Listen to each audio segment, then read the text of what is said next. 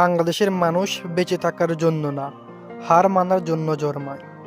রাজনীতির বড় বড় কথা চলতেই থাকে, কিন্তু মানুষের জীবন যেন প্রতিদিন একটু করে ছোট হয়ে যায়। আমরা নিজেদের স্বপ্ন ধরে রাখতে পারি না, কারণ বাস্তবতা প্রতিদিনই আমাদের টেনে নামিয়ে দেয়। চাকরি নেই, সুযোগ নেই, নিরাপত্তা নেই, যা আছে তা শুধু অপেক্ষা।